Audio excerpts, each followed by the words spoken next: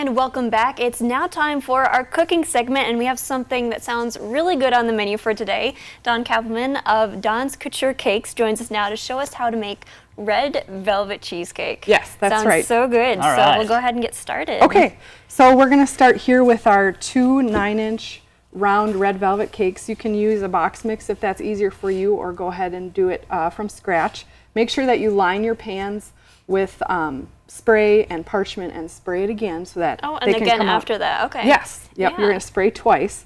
And I bake them just in regular 9-inch round pans, but then to kind of put the cake together, we're going to use a spring form pan. Okay, and that's where it has the bottom and then that little clip on so the side. You can kind of take it apart here. If you don't have a 9-inch round spring form, you have a 10-inch, just use 10-inch cake pans so that they all You want to make sure it matches, yeah. That's right. It's something to think about. Yep, so I've cut the tops off with a cake leveler. If you don't have one of these, just go ahead and use a serrated knife. So I've heard floss. Does that work as well? Not really. I've actually never used floss before. That's an interesting idea. But this is very thin wire, and it cuts really nice. So it's kind of a messy job here. What do you do with the part you've shaved off? Don't eat this. Oh, okay. Well, you could. That was my next question. Can I have it? Maybe later. Yeah. Okay, so yeah, save this, and then... So don't let your kids eat that? No. No, okay. At the end, maybe. Yeah. Maybe. So you're going to crumble this, the topping part up for the garnish on the rest of the cake. Oh, very good. That's a good Okay, idea. so we're going to move on to the filling. In my mixer bowl, I have a pound of softened cream cheese with a 1/2 cup of granulated sugar that I beat for a minute or so till it's fluffy. And then to get us started here, what I did was I bloomed gelatin, 1½ teaspoons of gelatin and a 1/2 cup of heavy cream. And then for about 5 minutes, I put it on the stove, let it come up just to a bubble. Whenever you're working with gelatin, you always want to make sure that it does come to a boil, okay? Okay. All right. Otherwise, it just won't work. Okay. And then I added 6 ounces of chopped white chocolate to that, took it off the stove, and just mixed it till it was melted. We don't want to scorch white chocolate because once it's gone, then you have to start over. You have to start from square Yep. one. Okay. Yep. So I've got my mixer going with that pound of cream cheese and 1/2 cup granulated sugar. And then I'm going to slowly add in that melted white chocolate mixture. And I noticed that's a fancy mixer right there. That's a heavy duty one. Well, I've got an 80 quart at home. Okay. So Oh my goodness. All right. You can make a lot of cheesecake with about that. 10 times bigger than that. Okay. That I wouldn't bring on the show. Yeah. No. Then you're just showing off. Yeah, kind of. It smells good too. Yeah. So you want to make sure you mix that really well. Okay. And lick the beater, yep. Your kids could do that, right? Mm-hmm. Okay. Or you, So then yeah. I've got 1 cup of heavy cream that I just whipped to soft peaks. Okay. And we're going to fold that in thirds. Okay. So that's So our you don't first want to part. crush it by doing it all Nope. at once. Yep. This is basically a stabilized white chocolate mousse, you could call it. Okay. And the stabilizer would be the gelatin. And that looks like you made that yourself. That's not from a This container, is not or- Cool Whip. No, we don't do Cool Whip. No, I can't do that. No. All right, so we're gonna. But the folks at home, they can use Cool Whip, I guess, if they need to. If correct? they need to, If they yeah. have to, yeah. I'll just look away. Okay, yeah. Pretend they don't. Just don't tell her.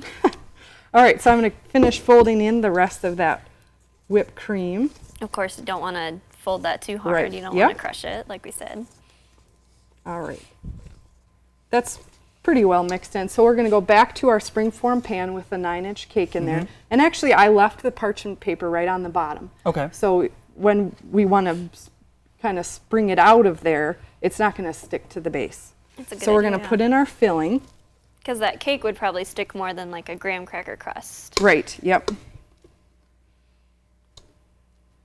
All right, so slather that on there. Yeah, All right. that's right. Coming together. So you want to use an offset spatula that I've got here. Okay. And just kind of smooth it over. It is going to come almost all the way to the top unless you've got a higher springform pan. And fill it into all the little bubbles and things pretty even. Yep. You just want to even it out. Okay. And then we're going to plop on our second 9-inch round. Which is what you said Like before, so. why having the pans the same shape is important here. Yes, because exactly. now You can wouldn't want a have them larger stackable. cake, that just wouldn't work. Right. Okay. So what we're going to do is just wrap this in saran wrap, and you're going to refrigerate it for up to 6 hours. Okay. Okay. no less than that, because we want to make sure that the filling sets. Okay. We're on to the frosting now. That's right, yep. So this is a frosted cheesecake, but it also contains cake. So in my mixer bowl, again, I have 8 tablespoons or 1 stick of unsalted softened butter. All right. We're going to get that going. And then I'm going to add in 2 cups or 8 ounces of powdered sugar to that. Yep. I don't want to get you. I know, I need one of those jackets. Okay, we're going to let that come together and then add in 3/4 of a teaspoon of vanilla extract. All right. And then we're going to slowly add in 1 8-ounce chunk of cream cheese that's also softened. In portions too, so it mixes better. Well, yeah, you don't want to add it all at one time. Is this kind of just a regular cream cheese frosting that you It use is. for like Yep. pumpkin bars? You or- could use this frosting or the filling really for a lot of different things. All right. But the filling has that gelatin. The filling It's has the a little gelatin. different. Yep. But you could use it for, yeah, like you said, pumpkin cake would be really Yeah. good. Okay, so that's our basic cream cheese frosting. All right, very good. And obviously I frosted the cake, and then like I said, save those crumbs, kind of crumble them together. And just put them right around the You edges That's just like right. hold that, them in huh? your hand and kind of Yep, so you stick them kind back of- on. I'll take this off of here. So you kind of tilt your cake turntable. I always use a glove, it's just a little bit cleaner. And then you kind of apply it. Obviously, there's going to be some that fall. I put a larger cake pan underneath, sort of to preserve what's falling off. All right, great. All right, so I'll let Looks you good. guys taste. Yeah, my favorite I know. Just in time. Got to taste it before show's over. Definitely. All right. All right. Excellent. All right. And of course, we're going to have this recipe on our Yep, website too. and for this is everybody what to it check looks out, like too. on the inside. All right. Look at that. Sounds very, very good. All right, for that great forecast. All right. Yes.